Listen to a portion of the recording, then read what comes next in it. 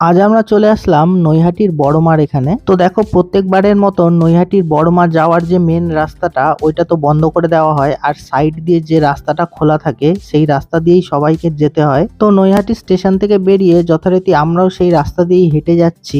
আর এই দেখো, রাস্তার উপরে এরকম ভাবে ব্যানার দেওয়া রয়েছে, এবার আমাদের যেতে হবে ডান দিকে। আর এই দেখো, বড়মার রাস্তায় যেতে এই প্যান্ডেলটা পড়ে। এটা ছোটখাটোর মধ্যে এইরকমই হয় প্রত্যেকবার, তো সেটা তোমাদের দেখাচ্ছি। এবার দেখো, আমরা হাঁটতে হাঁটতে গঙ্গার পাড়ে চলে আসলাম, আর গঙ্গার পাড়ে এই ছোট্ট প্যান্ডেলটা এটাও তোমাদের দেখাচ্ছি। বড়মার কাছে যাওয়ার আগে নৈহাটির গঙ্গার সামনে যখন চলেই এসেছি, তো চলো তোমাদের গঙ্গার পাড়টাও একবার ঘুরিয়ে নিয়ে আসি। এবার দেখো, গঙ্গার পাড়ে সকাল সকালই ফুচকা স্টল কিরকম বসে গেছে। যেহেতু আমরা গঙ্গার পাড় দিয়ে ওই সাইড দিয়ে ঘুরে এসছি, এবার আমাদের সোজা এখান থেকে স্টেশনের দিকে যেতে হবে বড়মার কাছে যাওয়ার জন্য।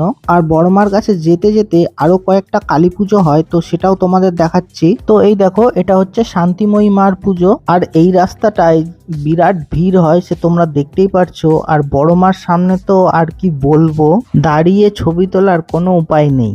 আজকেও দেখো, অনেকেই গঙ্গা থেকে উঠে এইরকম দণ্ডি কাটতে কাটতে যাচ্ছে। কালকেও নাকি এইরকম প্রচুর লোক দণ্ডি কাটতে কাটতে বড়মার কাছে গেছিল। তো দেখো, আমরা হাঁটতে হাঁটতে প্রায় বড়মার মন্দিরের সামনে চলে এসেছি। আর এই দেখো, বড়মার মন্দিরের পাশে একটা ছোট্ট কালী পুজো হয়, সেটাও তোমাদের দেখালাম। তো এই দেখো, এটা হলো বড়মার মন্দির, আর সামনে দেখো বড়মার পুজো হচ্ছে, কিন্তু কি ভিড়, যাবো কি করে বুঝতে পারছি না। বড়মার কাছে তো চলে আসলাম, তো দেখো দাঁড়ানোর কোনো উপায় নেই, এই যে যেতে যেতেই ভিডিওটা করছি। তো এইভাবেই তোমাদের দেখতে হবে, আর কিছু করার নেই। আগেরবার আমরা পুজোর আগের দিনে এসছিলাম বলে বড়মার মুখ ঢাকা ছিল, কিন্তু যেহেতু কালকে পুজো হয়ে গেছে সেহেতু দেখো মুখ খুলে দিয়েছে। তো দেখো, বড়মার গায়ে কত গয়না পরানো আছে, আর এই গয়নাগুলো সবই সোনার। আর হাতের চাঁদমালা থেকে শুরু করে যেগুলো দেখতে পাচ্ছ ওগুলো সবই রূপোর।